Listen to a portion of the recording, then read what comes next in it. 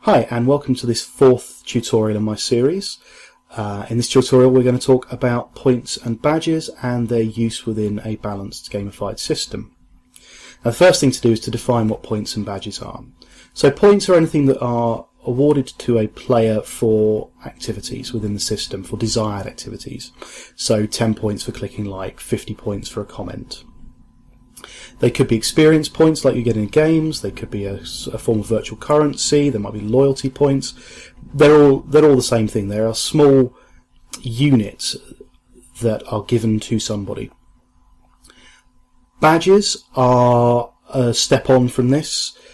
They recognise certain achievements within the system. So for instance, with a very simple example, 10 likes gets the 10 like badge, 20 likes gets the 20 like badge. Terrible example, but it gives you an idea of what I'm talking about. And they could be badges, they could be trophies, achievements, whatever you want to call them. They're the same sort of idea. They recognise an achievement. Now within gamification, they have a fairly bad reputation these days. There's a twofold reason for this. The first is that they are overused. People slap them onto a site or onto a product and say, right, we're gamified, we get guaranteed engagement, which is obviously complete nonsense. The other reason is because the research out there shows that they can have a really negative effect on motivation. Now, the research that most of you will be aware of are by Dan Pink in his book Drive, and before that would be Richard Ryan and Edward Deci, the pioneers of something called the self-determination theory.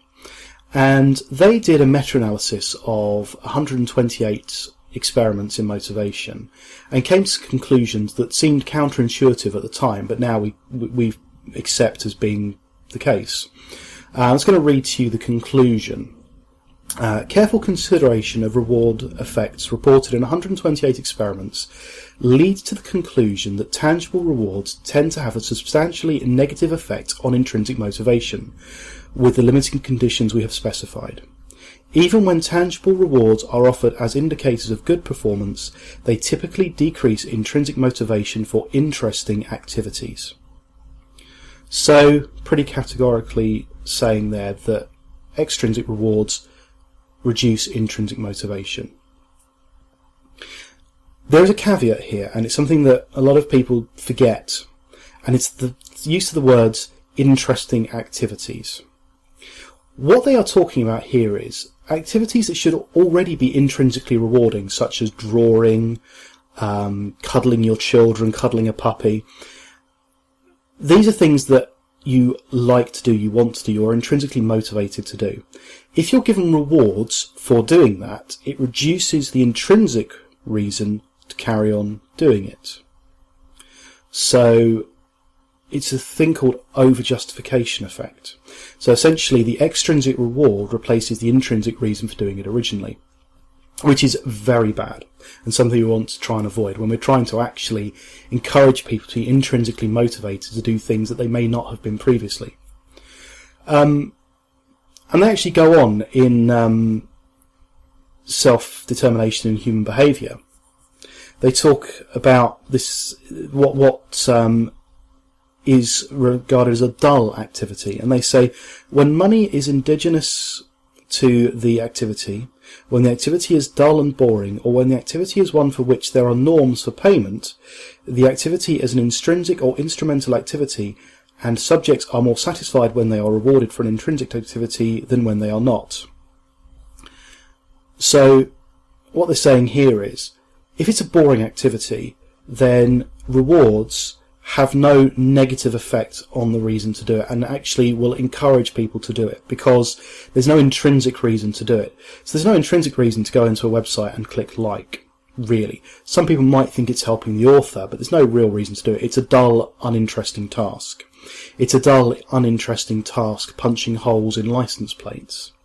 It's a dull, uninteresting task scanning things at a supermarket. So whilst points and badges and that sort of thing will reduce your motivation to do creative tasks, they won't necessarily harm your motivation to do boring tasks and may in fact help over short periods of time. There are other things that cause us problems with points and badges. One of them is they feel cynical to people. if I'm doing something, I'm not 5 years old, why have you put points and badges on this? I don't need it. Okay, fine, don't use it then. Simple as that. From my point of view, if you can make a task slightly more bearable by trying to make it fun and interesting, or at least less dull, and points and badges are used as part of that system, I see no problem. I see a problem when people use them thinking that that is all they need to do to gamify a system. So let's talk about how you could use them and in what ways they can be useful.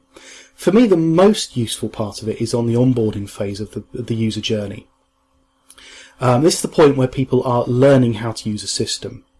Points and badges work best on the player user type.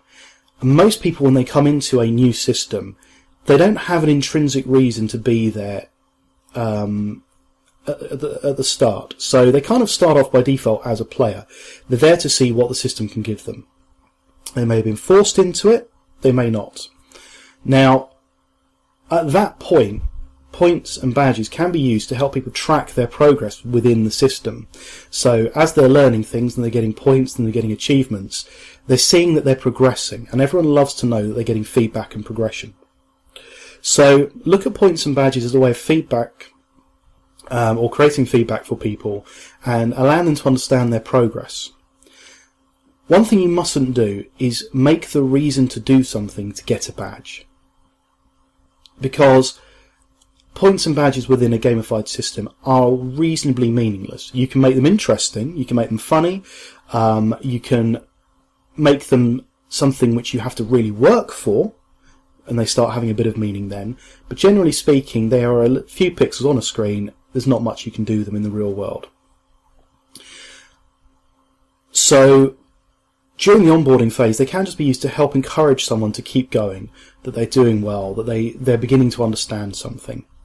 Once they get into the habit building phase, you need to start paring back the amount you rely on them to keep them going.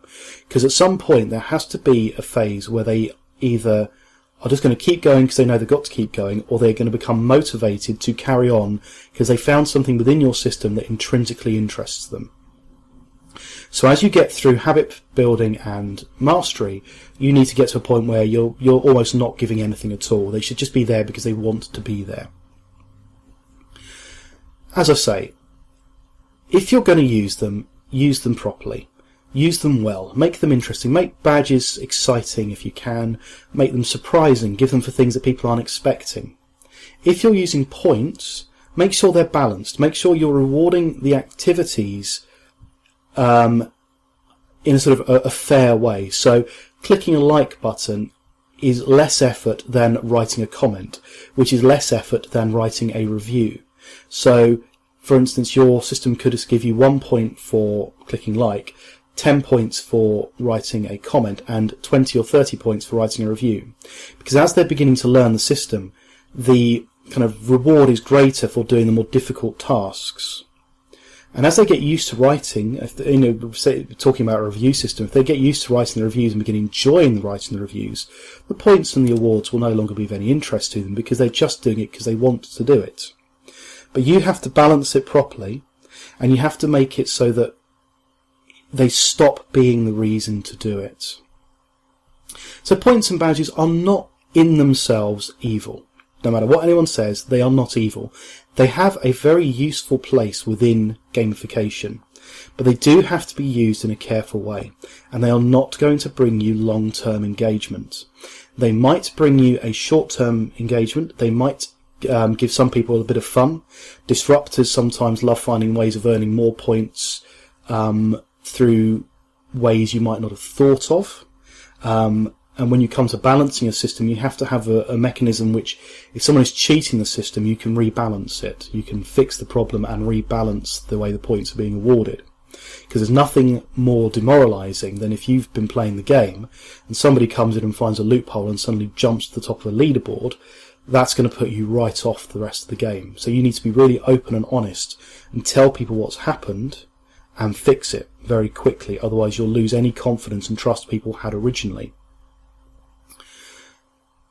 So, if you get anything out of this, it is that points and badges can be useful. They are very useful during the onboarding phase. They are very useful for giving feedback. If you are giving badges and achievements, make them something that people have to earn. It's fine having something at the beginning that says, welcome to the system, you've got your first point, thank you very much, because that introduces people to the idea you're gamified. But after that, try and make the achievement something people have to work for. Because if you have to work for it, it has a bit more meaning to you. Thank you very much, and next we'll be tackling leaderboards.